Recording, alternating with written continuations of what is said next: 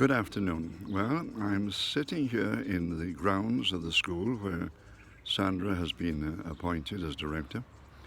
We've come out to have some lunch, and I thought I would just record this short video to send you to wish you a happy Easter.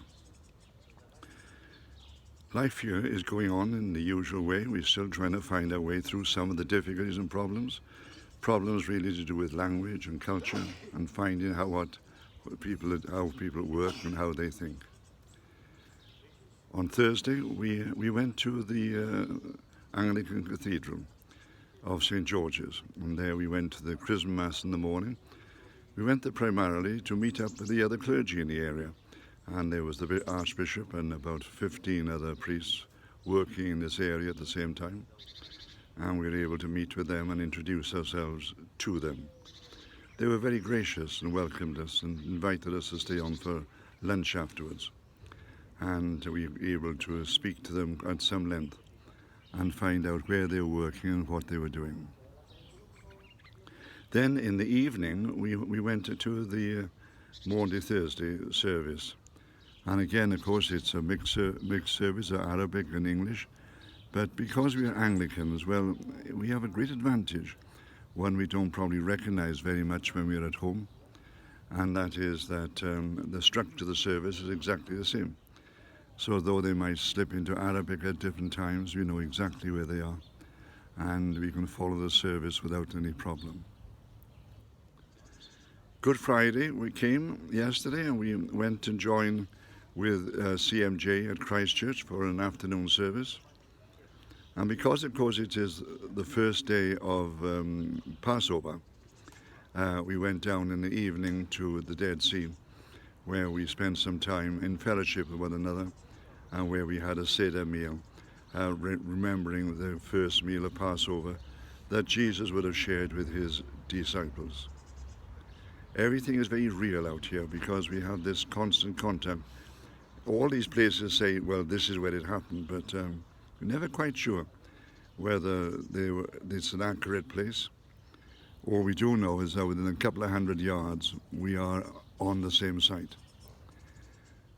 Here at the school, it's a very pleasant garden to sit in. I'll try to turn around, perhaps you can see some of it as I turn. Behind me, the trees here giving lovely shade in this hot afternoon. And we will be living in an apartment just within these particular grounds.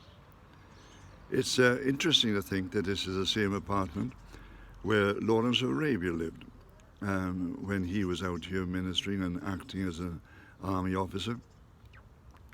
It's also the same place as the person, I can't remember her name at the moment, the woman who wrote Hind's Feet on High Places, a novel I read on so many occasions.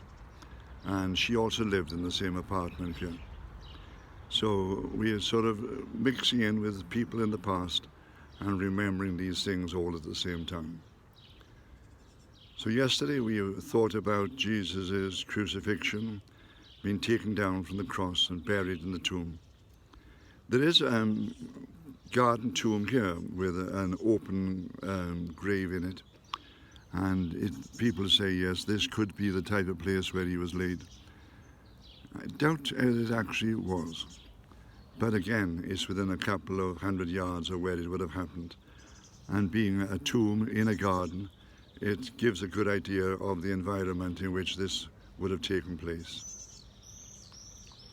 But we come here now waiting through this Saturday, and we remember the apostles in the upper room, terrified, absolutely terrified. Were they going to be arrested soon? Were they going to be taken before Pilate? Were they going to be brought before the high priest? They didn't know what was going to happen to them.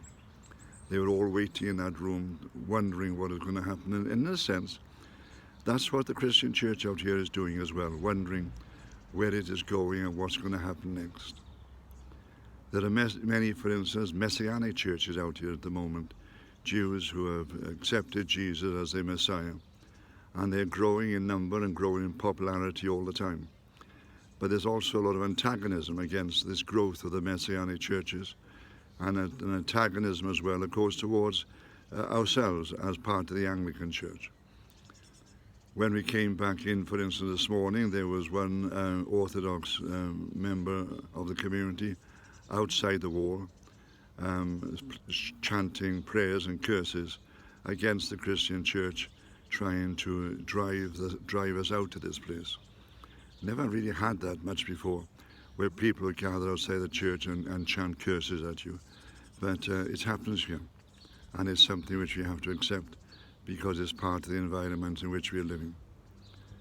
We sometimes wonder why we've come here and what we are doing here. Sandra, of course, is going to be running the school. She knows her role quite clearly, and she's trying to fit in with the head teacher at the moment, learning all the different aspects of how the school can operate in this area with the government and with all the other authorities. Well, I just wander from church to church and place to place, trying to get used to the language, the sound of the language, and buying things in the marketplaces and buying food and things. It's all part of the learning process. And we've got another 6 weeks of this learning process before we return to the United Kingdom. But for the moment, we're waiting for Easter and the blessings of Easter. May God bless you wherever you are and give you a joyful, wonderful experience. Amen.